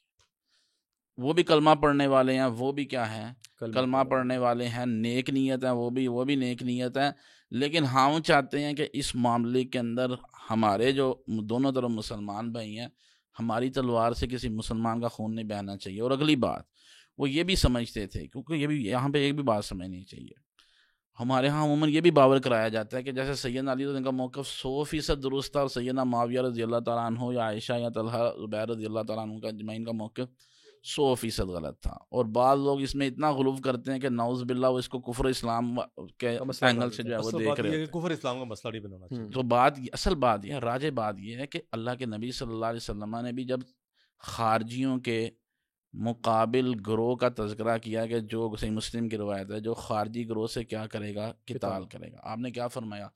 تقتلہم اول الطائفتین بالحق، مسلمانوں کے دو گروہوں میں سے جو حق کے زیادہ قریب ہوگا وہ کیا کرے گا؟ خوارج سے قتال کرے گا. اس کا مطلب یہ ہے کہ آپ نے بھی اشارہ دے دیا کہ مشاجرات میں معاویہ 100% باطل پہ ہوں، ایسا نہیں ہے رضی اللہ. اور علی رضی اللہ تعالیٰ عنہ کے موقف میں بھی یعنی علی رضی اللہ تعالیٰ عنہ کا گروہ 100% ہر معاملے میں کیا ہے؟ حق پہ ہے، اور دوسرا گروہ 100% باطل پہ ہے. ایسی بات نہیں ہے. علی رضی اللہ کے گروہ کا آپ نے بس کیا بیان کیا کہ وہ حق کے کیا ہے؟ زیادہ قریب ہے. اور سیدنا معاویہ جو شیخ الاسلام ابن تیمیہ رحمہ اللہ یہ بات لکھی ہے کہ ان سے بھی زیادہ حق کے زیادہ قریب کیا تھا؟ وہ جو ان معاملات کے اندر جن سے آپ اور کتنی عافیت والی بات ہے، جو صحابہ کرام اپنی تلواروں کو روک کے بیٹھ گئے، گھروں میں بند ہو گئے، محصور ہو گئے. اگر یہ موقف ہر شخص اپنا لیتا تو جنگی نہ ہوتی، تو بالکل وہ جو حالات بنے وہ بالکل بھی نہ ہوتے. جی المیہ بھی تو ہوتے ہیں نا، ایک المیہ ہے یہ بہت بڑا، اور اس کا اسلام کو بہرحال بہت نقصان ہوا ان ساری لڑائیوں کا. بالکل ایسے ہی. اچھا، یہاں ایک چیز مزید واضح ہونا چاہیے کہ صحابہ کرام پہ جو مشاجرات کے مسئلے میں رسول اللہ علیہ الصلوۃ والسلام کی جو ایک حدیث ہے اس سے بھی بڑے مسئلے حل ہو جاتے ہیں. جو سیدنا حسن رضی اللہ عنہ کے بارے میں آپ نے ارشاد فرمایا تھا، ان ابنی ھذا سید، وہاں پہ بھی غالباً یہی الفاظ ہے نا کہ لعل اللہ ان یصلح بہ بین فئتین، ان کے ذریعے مسلمانوں کے دو گروہوں کے درمیان. بالکل ایسے، اور عظیم دونوں کو عظیم گروہوں کے درمیان صلح کرنا. اس حدیث نے بھی بڑے مسئلے حل کر دیے ہیں کہ رسول اللہ علیہ الصلوۃ والسلام باوجود اختلاف کے، مشاجرات، اختلاف ہونے کے، دونوں کو مسلمانوں کا عظیم گروہ قرار دے. حالانکہ یہ بات واضح ہے کہ اس معاملے میں سیدنا معاویہ رضی اللہ تعالیٰ عنہ کا موقف سیدنا علی کے مقابلے میں کمزور تھا. ٹھیک ہے، لیکن اس سب کے باوجود اللہ کے نبی صلی اللہ علیہ وسلم نے جو ان میں خوبیاں تھیں وہ بیان کر دی. اس گروہ کا اسلام تو تھا نا، اللہ کے نبی صلی اللہ علیہ وسلم نے اس کو کھل کر جو ہے وہ بیان کیا. بالکل ایسے ہی. اب دیکھیں یہ بات بڑی بات ہے، اللہ کے نبی صلی اللہ علیہ وسلم نے ان کے لیے دعا کی معاویہ رضی اللہ تعالیٰ کہ اللہم اجعلہ ہادیا و مہدیا، یا اللہ اس کو ہادی مہدی بنا. حالانکہ جو ہے وہ یہ معاملات جو معاویہ رضی اللہ تعالیٰ عنہ کا سیدنا علی رضی اللہ تعالیٰ عنہ سے اختلاف بھی ہوا. اب اللہ کے نبی صلی اللہ علیہ وسلم کی دعا میں اصل کیا ہے؟ وہ قبولیت ہے کہ عدم قبولیت؟ اصل تو قبولیت ہے. جہاں پہ عدم قبولیت ہے وہاں پہ دلیل بھی موجود ہے. مثلا اللہ کے نبی صلی اللہ علیہ وسلم نے دعا کی یا اللہ میری امت آپس میں لڑے نا، تو پھر اللہ کے نبی نے خود کہہ دیا کہ میری یہ دعا اللہ تعالیٰ نے قبول نہیں کی. تو ہم تو کہتے ہیں کہ اللہ کے نبی صلی اللہ علیہ وسلم کی اس دعا کو اللہ نے قبول کیا، اور واقعی معاویہ رضی اللہ تعالیٰ عنہ اس امت کے لیے ہادی بھی تھے، مہدی بھی تھے. اچھا، یہاں ایک چیز کچھ سب آپ کی طرف میں چلوں گا. صحابی کے کسی عمل پر تنقید کیا صحابی کی گستاخی کے زمرے میں آئے گی، یا تنقید بیان کے لیے کی جا سکتی ہے؟ اس میں کیا صحیح درست کیا ہے؟ دیکھیں جی، تنقید تو کسی صورت میں بھی جائز نہیں ہے. ایک ہوتا ہے واقعہ بیان کرنا، ایک ہوتا ہے تنقید کرنا. واقعہ بیان کرنا تو ظاہر سی بات ہے، نہ گستاخی ہے تو نہ وہ مطلب واقعہ تو بیان کیا جا سکتا ہے نا جی. اور اگرچہ اس میں بھی ہمارا موقف یہ ہے کہ یہ جو تلخ واقعات ہیں ان کے بیان کی کیا ضرورت ہے، یہ موجود ہے کتابوں میں. بلکہ میں یہاں پہ تھوڑا سا رک کے یہ بات بھی کہوں گا کہ جب ہم کہتے ہیں کہ یہ تلخ واقعات ہیں، اس میں تو کوئی شبہ نہیں ہے نا. ایک بہرحال مسلمان آپس میں لڑے ہیں، ایک تکلیف دہ معاملہ ہوا، اور مسلمان بھی وہ جو امت کا عظیم ترین مسلمان تھے نا جی. اچھا، وہ ایک تلخ واقعہ ہوا، افسوسناک واقعہ ہوا، لڑائی ہوئی، تو ہم کہتے ہوتے ہیں کہ اس کا بیان نہ کیا جائے، ممبروں پہ بیان نہ کیا جائے، ریکارڈنگ میں بیان نہ کیا جائے. تو اس میں ہمارے اوپر یہ تان کیا جاتا ہے جی ہم مولوی حدیثیں چھپاتے ہیں، حق چھپاتے ہیں. مسئلہ یہ نہیں ہے، مسئلہ یہ ہے کہ اس کو چھپانا نہیں کہتے. میں یہ بات کہا کرتا ہوں کہ مولوی دیوبندی ہوں، مولوی اہل حدیث ہوں، مولوی بریلوی ہوں، یہ کتابیں ساری جو احادیث کی کتابیں ہیں ان میں سارے یہ واقعات موجود ہیں، روایات موجود ہیں، اسناد کے ساتھ موجود ہے، صحیح درست سے قطع نظر. اگر صحیح ہے تب بھی موجود ہے، ضعیف روایات ہے تب بھی موجود ہے. یہ صحیح ضعیف روایات جو بھی ہیں محفوظ کس نے کی ہیں؟ مولوی نے کی ہیں. اگر عربی میں محفوظ کی ہیں تو عربی بھی مولوی تھے، اردو میں بھی محفوظ ہے. اب جب اس کے تراجم کی ہیں مولوی نے کی ہیں، چھاپنے والے بھی مولوی. اب یہ الزام ہی ایک جھوٹ اور فضول الزام ہے کہ چھپایا گیا. اگر چھپایا گیا ہوتا تو مولوی کتابوں سے نکال دیتے، کتابوں کے ترجمے نہ کرتے. لیکن ہمارا موقف یہ ہوتا ہے کہ دیکھیے ہر بندہ جو ہوتا ہے اس کا ایک ذہنی معیار ہوتا ہے، ذہنی لیول ہوتا ہے. اب آپ خطبات جمعہ میں یہ واقعات بیان کرنا شروع کر دیں گے تو کچے ذہن کمزور ذہن اس سے منفی اثر لے سکتے ہیں. مثلا کہ وہ سوچ سکتے ہیں جی صحابہ کرام تو اتنی عظیم جماعت تھی تو وہ یوں آپس میں لڑ پڑے کہ قتل قتال ہو گیا. تو ہر بندہ ہر واقعے کا مختلف اثر لیتا ہے. اس وجہ سے ہم یہ بات کہتے ہیں یہ مشاجرات صحابہ ہیں, یہ واقعات جو ہیں ان کو ممبروں پہ بیان نہیں کرنا چاہیے. اس کو یہ تان کرتے ہیں کہ جی یہ جی حق چھپاتے ہیں. اچھا اب رہ گیا معاملہ تنقید کا. اگر ہم یہ واقعات بیان کرتے ہیں اور اس کے اوپر کوئی تجزیہ کرتے ہیں تو اس حد تک تو جائز ہے, جیسے بھی ہم کر رہے ہیں کہ سیدنا امیر معاویہ جس طرح ہم یہ تجزیہ کر رہے ہیں, تجزیہ ہی کر رہے ہیں نا جی, موضوع ہے علی رضی اللہ عنہ کے موقف لیکن کے مقابلے میں. یہاں پہ ہم کہتے ہیں کہ پہلی تو بات یہ ان موضوعات پہ گفتگو کم سے کم کرنی چاہیے. پہلی بات اگر کرنی ہے تو آپ گفتگو کر سکتے ہیں, بطور واقعہ بیان کیجیے. اس کے بعد کوئی تجزیاتی کام کرنا وہ بھی اب کیا جا سکتا ہے.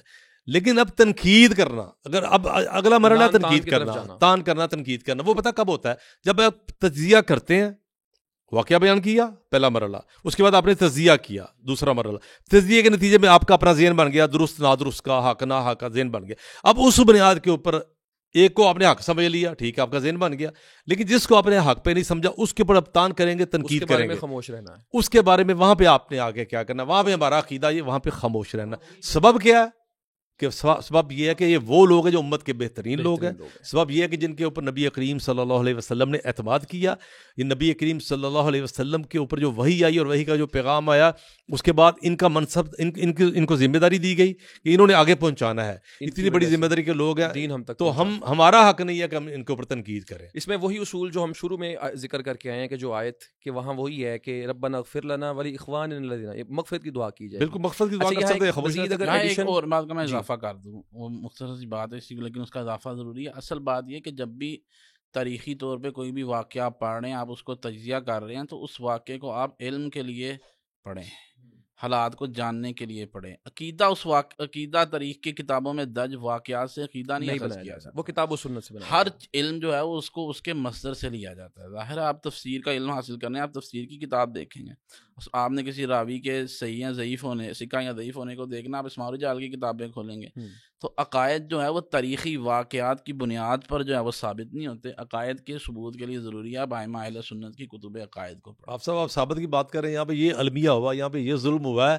کہ یہاں پہ تاریخی واقعات کی بنیاد کے اوپر عقائد وضع کیے گئے, اور پھر عقائد وضع کرنے کے بعد انہی عقائد کی بنیاد کے اوپر جماعتیں اور گروہ بنے, مسلک بنے. تاریخی واقعات پہ پورا پہاڑ کھڑا جن کا یعنی کہ ایسے یعنی کہ جن کا سارا جو مدار ہے وہ اس تاریخی واقعات کے اوپر. لیکن یہ ایک اور بات ہے نا, یعنی یہ یعنی جو صحابہ کے مخالف گروہ ہیں ان کے والے سے نہیں میں بات کر رہا, میں بات کر رہا ہوں کہ جو اہل سنت کے نوجوان ہیں اور وہ جو ہے وہ اپنے عقائد یعنی صحابہ کے بارے میں جو نظریہ بناتے ہوئے تاریخ کی کوئی مترجم کتاب پڑھتے ہیں اور اس میں جو واقعات آ رہے ہیں ان کو اصل بنا کے جو ہے وہ نظریہ بناتے ہیں, یہ انداز جو ہے وہ غلط. حالانکہ عقیدہ بنانے کے لیے کتاب و سنت کی نصوص اور عقیدے کی کتب سے جو ائمہ نے لکھی ہیں اس کی طرف جو ہے. اچھا میں ایک ایڈیشن کرنے لگا تھا دوسری صاحب, آپ اس میں اپنی تائید ضرور پیش کریں اگر آپ سمجھیں کہ جو یہ بات ہے کہ حق چھپایا جاتا ہے, اس میں تو رسول اللہ علیہ الصلوۃ والسلام کی حدیث بڑی واضح ہے نا کہ لوگوں سے بات کرو ان کی عقل کے موافق.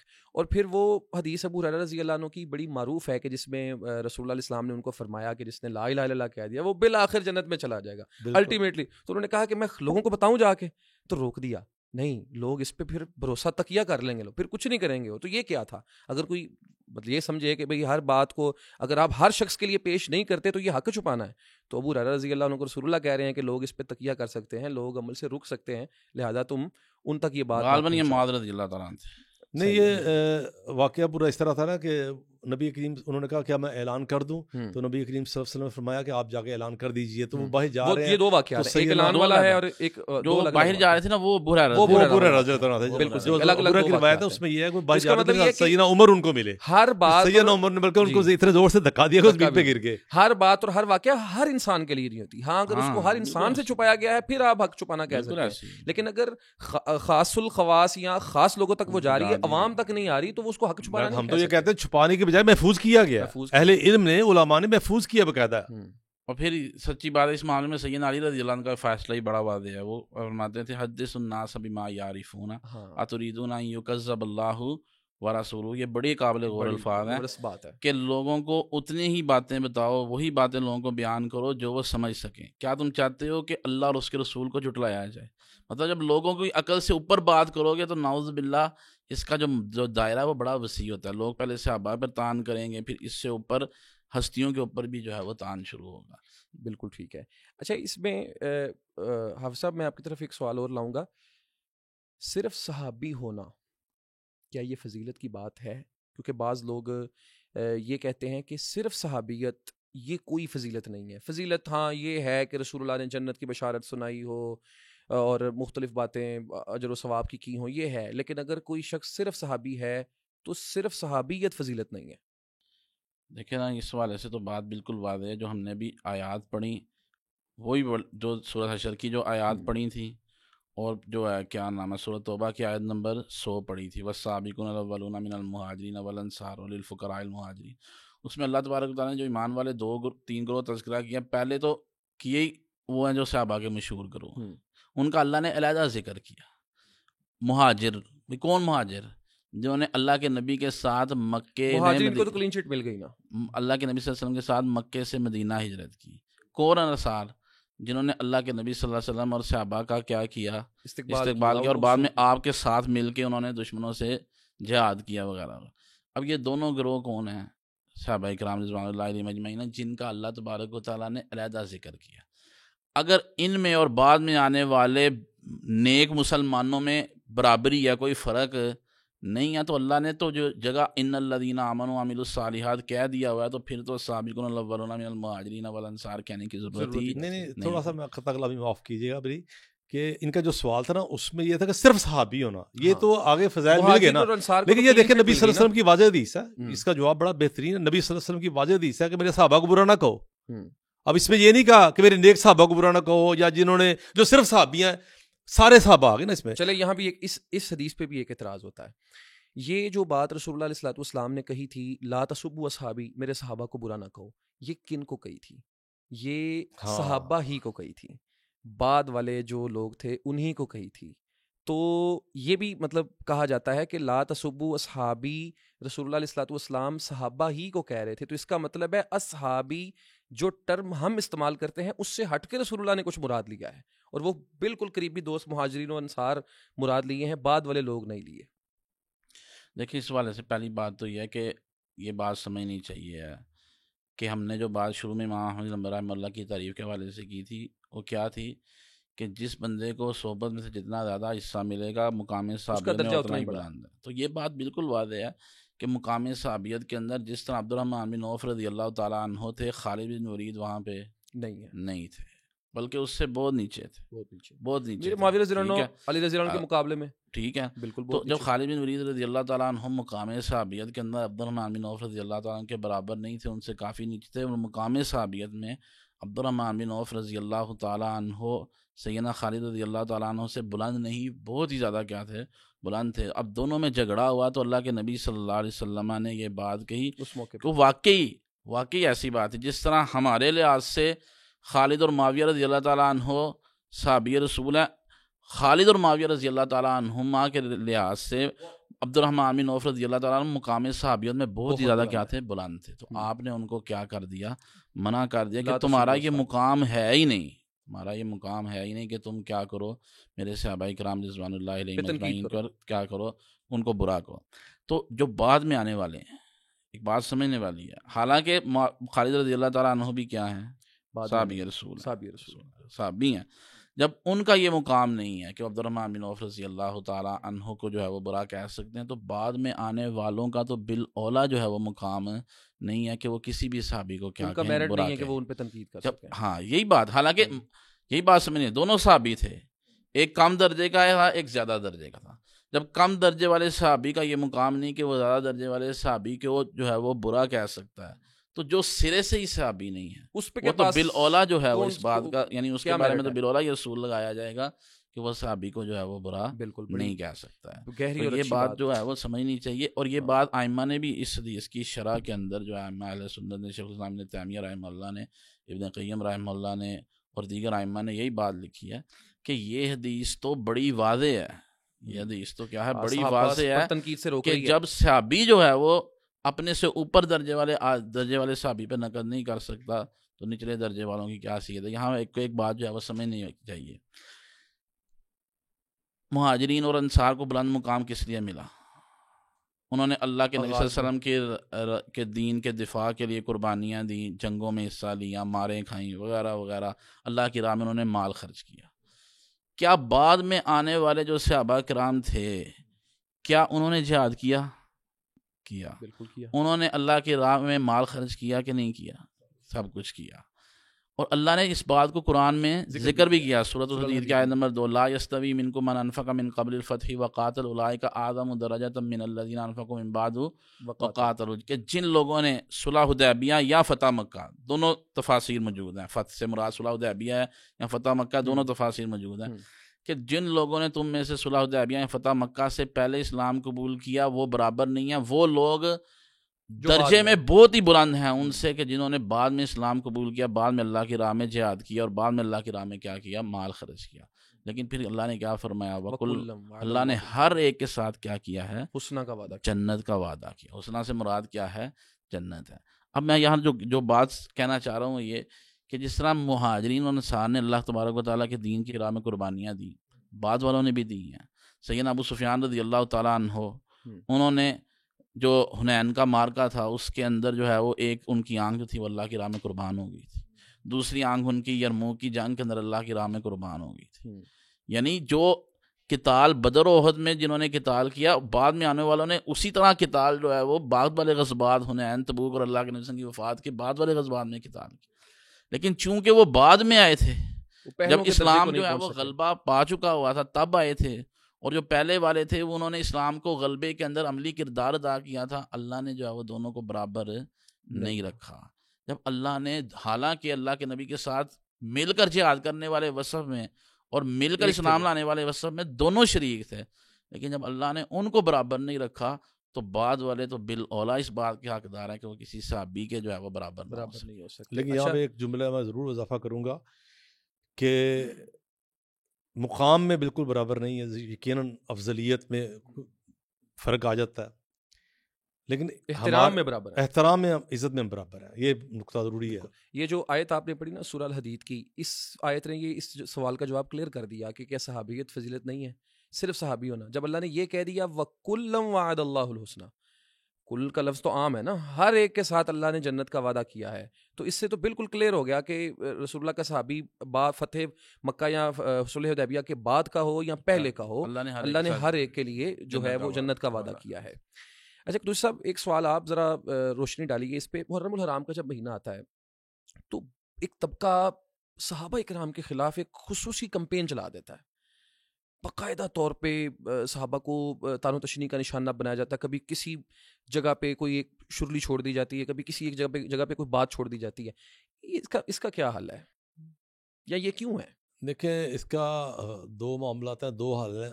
ایک تو یہ قانونی معاملہ ہے جس میں حکومت کی ذمہ داری ہے کہ ایک ایسا ملک کہ جس میں مختلف خیال اور مختلف عقائد کے لوگ بیٹھے ہوئے ہیں اور رہ رہے ہیں، اور ان کی آبادی اپنی جگہ اتنی ہے کہ ان کی حیثیت کو تسلیم کرنا پڑتا ہے، کرنا بھی چاہیے. تو ایسے میں کیا صورت ممکن ہے کہ معاشرہ ٹھیک رہ سکے؟ کیونکہ دیکھیے بنیادی مسئلہ تو یہ ہے نا کہ یہ معاشرہ رہنے کے قابل رہے، اس میں لوگ رہ سکیں. اب حل کیا ہے؟ اس میں دو طبقات جو ہیں ان کی ذمہ داری ہے. ایک تو حکومتی ادارے ہیں، ان کی ذمہ داری ہے کہ بدقسمتی سے یہ بڑی بدقسمتی ہے کہ جو ہمارے حکومتی ادارے ہیں، ہمارے آفیسران ہوتے ہیں یا ہمارے سیاسی رہنما ہوتے ہیں، ان کی علمی حیثیت اتنی کمزور ہوتی ہے کہ ان کو ان کے مسائل کا پتہ ہی نہیں ہوتا. ان بیچاروں کو سمجھ نہیں آتی کہ یہ مسئلے کیا ہیں. حالت تو بعد کی بات ہے نا، ڈاکٹر تشخیص نہیں کرے گا جب تک وہ دعا کیا دے گا. ان کو بیچاروں کو مسئلوں کی سمجھ نہیں آتی. تو پہلے تو بات یہ ہے کہ حکومتوں کو بھی چاہیے کہ ایسے افسران وغیرہ جو ہیں جن کی کوئی تھوڑی بریفنگ کی جائے، ان کو یہ مسائل کا کم از کم پتہ ہوگا یہ ان دونوں گروہوں کے درمیان مسئلہ کیا ہے. اچھا، اس کے بعد یہ ہے ہر دو گروہ جو ہے ان کے جو علماء ہیں، علمی شخصیات ہیں، یہ ان کی ذمہ داری ہے کہ وہ جب بھی کوئی ایسی آگ لگے اس آگ کو بجھایا جائے. ماضی میں بھی یہ معاملے رہے ہیں لیکن اتنی آگ نہیں ہوتی تھی جتنی اب حالیہ 20-30 سال 40 سالوں میں ہو گئی ہے. یہ تو خیر ایک لمبا موضوع ہے کہ اس کے اسباب کیا ہیں.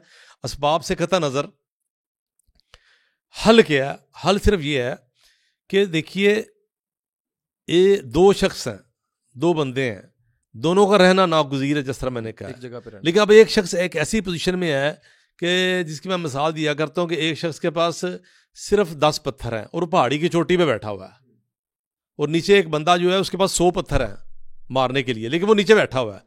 اب وہ جو 100 پتھر لے کے بیٹھا ہوا ہے اس کے لیے وہ 100 پتھر بیکار ہے، وہ کچھ بھی نہیں کر سکتا اس کو. جو اوپر پہاڑی کی چوٹی پہ بیٹھا ہے وہ اس کے 10 پتھر ہیں، وہ 1 2 3 بھی مارے گا تو شاید اپنا ٹارگٹ پورا کر لے گا. یہ مثال جو ہے نا اب میں جو دی، آپ اس کو یوں سمجھیے کہ میرے اور آپ کے بیچ میں اختلاف ہے، لیکن کچھ ایسی شخصیات ہیں جو میرے نزدیک تو مقدس ہے، ہاں آپ کے نزدیک نہیں ہے. اب میری اور آپ کی اختلاف ہوتا لڑائی ہوتی ہے تو جو میری شخصیت مقدس ہیں آپ ان کو وہ بہت برا بلا کہہ دیتے ہیں تو آپ کے لیے آسان ہے، آپ کے لیے تو مقدس ہی نہیں ہے، آپ تو ان کا ایمان ہی نہیں مانتے. اب مسئلہ یہ کہ جو اس کے مقابلے میں جو آپ کی شخصیات ہیں جن کو آپ محترم معزز مانتے ہیں، میرے لیے وہ اتنی معزز ہے جو میرے پاس ہے.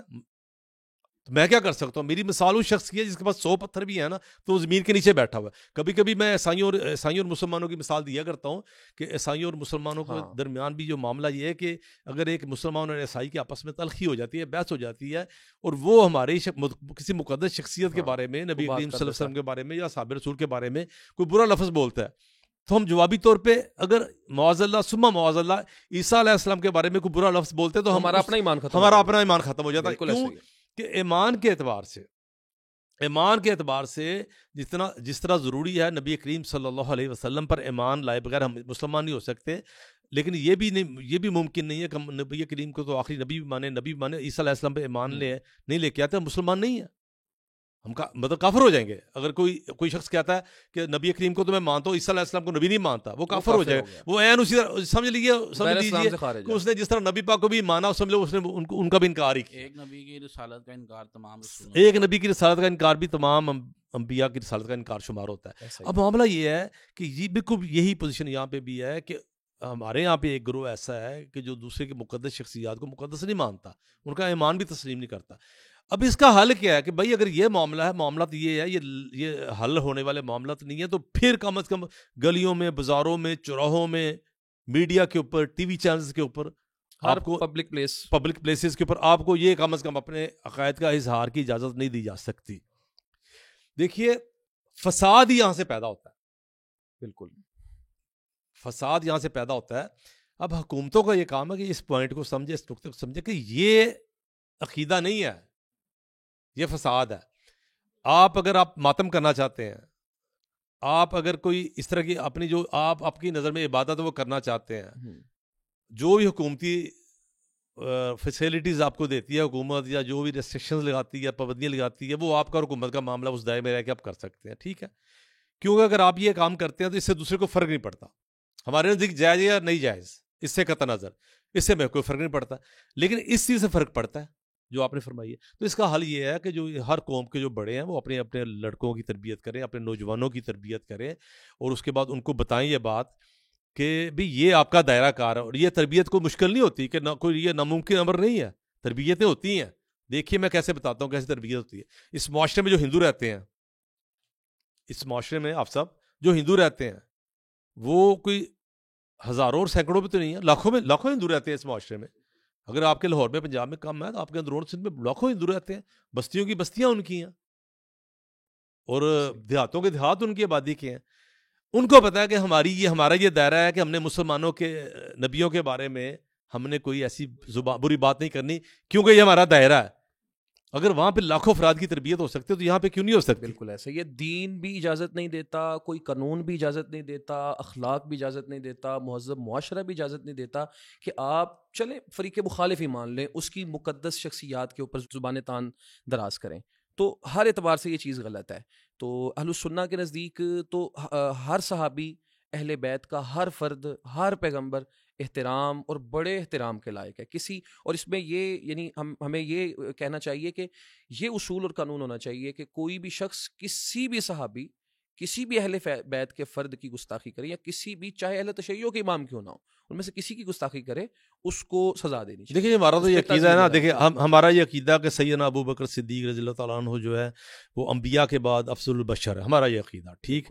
لیکن اب عزت کی بات کی جیسے میں شروع میں کہا تھا، تو ہمارے نزدیک اگر ایک شخص سیدنا علی کے بارے میں کوئی برا جملہ بولتا ہے اور سیدنا ابو بکر کے بارے میں جملہ بولتا ہے برا، ہمارے نزدیک دونوں برابر کے مجرم ہیں. بالکل ہمارا تو یہ عقیدہ ہے. بالکل.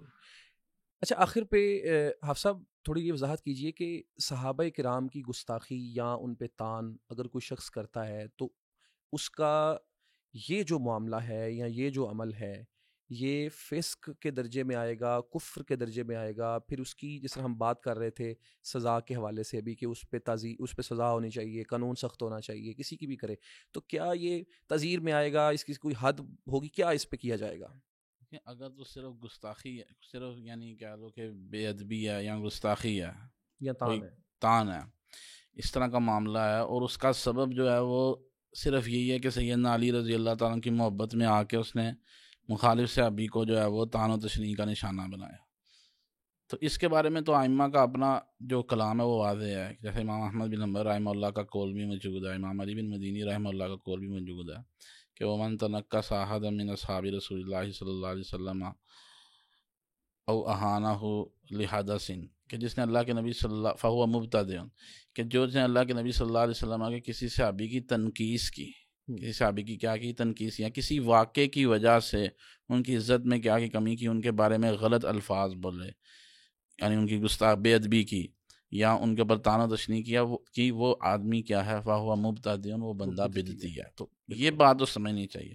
سیدنا علی کی محبت کی وجہ سے کسی صحابی کو طعن و تشنیع کا نشانہ بنانا، اس سے بندہ اہل سنت سے خارج ہو جاتا ہے. یا سیدنا علی کو نشانہ بنانا، یا سیدنا علی کو نشانہ بنانا، کسی بھی صحابی کو کسی دوسرے صحابی کی محبت کی وجہ سے یا ان کے کسی واقعے کی زندگی کسی فعل کی وجہ سے طعن و تشنیع کا نشانہ بنانا، اس سے بندہ بدعتی بن جاتا ہے، اہل سنت سے نکل جاتا ہے. تو یہ بدعت ہے، گمراہی ہے، یہ بات تو واضح ہے.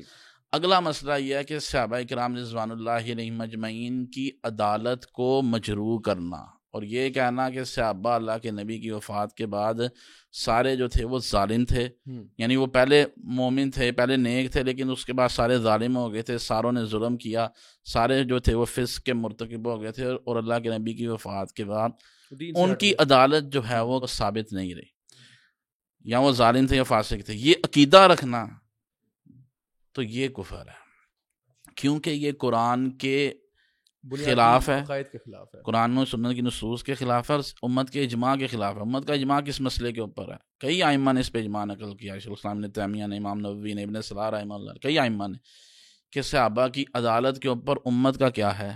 اجماع. قرآن و سنت کی کئی نصوص اس بات کو بالکل واضح کر دیتی ہیں کہ صحابہ کیا ہیں؟ عادل ہیں. اب جو ان کو ظالم کہے، جو ان کو کہے کہ انہوں نے اہل بیت کا حق مارا، وہ ظالم تھے، وہ فاسق تھے، تو وہ خود وہ قرآن و سنت کا کیا کر رہا ہے؟ انکار کر رہا ہے، اور ایک اجماعی عقیدے اس پہ ایک اجماعی عقیدے کا انہوں نے کیا کیا ہے؟ اس نے انکار کیا. تو وہ یہ تو کفر ہے. اس سے اگلا مرحلہ یہ ہے کہ نعوذ باللہ صحابہ کو ہی کیا کہہ دیں؟ مرتد کہہ دیں، کافر کہہ دیں. تو وہ تو کفر میں اس سے بھی کیا ہے؟ آگے نکل جاتا. وہ کفر میں اس سے بھی کیا ہے؟ آگے نکل جاتا. تو یہ بات سمجھنی چاہیے کہ ایک ہوتی ہے صحابی کی گستاخی، کسی صحابی کی محبت، یا کسی اور فطری سبب کی وجہ سے، یا کسی اور فطری سبب نہیں کہنا چاہیے، کسی اور سبب کی وجہ سے جو ہے وہ کسی صحابی کی بندہ جو ہے وہ بے ادبی کرے یا طعن و تشنیع کرے اس کے بارے میں. تو یہ ہے گمراہی یا فسق یا بدعت. اور ایک ہے کہ صحابہ کے بارے میں کفر یا ان کے فاسق اور ظالم ہونے کا عقیدہ رکھنا، تو یہ کفر ہے، کفر ہے. شیخ الاسلام نے تیمیہ رحمہ اللہ نے الصارم المسلول کے آخر میں اس پہ مفصل بحث کی، اور یہ بات انہوں نے واضح طور پہ کی ہے کہ یہ ایسی بات ہے کہ یہ بات بالکل واضح ہے کہ جو صحابہ کو کافر کہتا ہے وہ خود کافر ہے، اور جو صحابہ کرام رضوان اللہ علیہم اجمعین کو ظالم اور فاسق کہتا ہے اور ان کی عادل ہونے کا عقیدہ نہیں رکھتا اور کہتا ہے وہ عادل نہیں تھے، یہ عقیدہ بھی کیا ہے؟ کفر ہے. اور پھر انہوں نے اگلی بات کی کہ جو کہتا ہے نا کہ اللہ کے نبی صلی اللہ علیہ وسلم کی وفات کے بعد چند لوگ ہی کیا رہ گئے تھے؟ مسلمان رہ گئے، باقی سب مسلمان رہ گئے تھے، باقی سارے مرتد ہو گئے تھے، وہ بھی کافر ہے. اور اس طرح کے لوگوں کے جس کا یہ عقیدہ ہو اور اس عقیدے کو کفر نہ کہنا، یہ بھی کیا ہے؟ کفر. میں یہاں پہ ایک بڑی دلچسپ ایک اصطلاح میرے دماغ میں آئی ہے، میرا دل چاہ رہا ہے میں بیان ہی کر دوں. میں کہوں گا یہ احمقانہ کفر ہے. کہ اللہ تعالیٰ قرآن پاک میں کہہ رہا ہے صحابہ کو ایمان کی کسوٹی قرار دے رہا ہے. اللہ تعالیٰ قرآن پاک میں جو صحاب رسول ہیں ان کو ایمان کا معیار قرار دے کے ہم سے مطالبہ کر رہے ہیں اللہ تعالیٰ کہ اس طرح ایمان لاؤ جس طرح وہ ایمان لے کے اہل کتاب سے بھی مطالبہ ہے اور ہم سے بھی مطالبہ ہے. اس طرح ایمان لے کے آؤ جس طرح وہ ایمان لے کے آئے تھے. اللہ تعالیٰ نے ان کا ایمان معیار بنا دیا.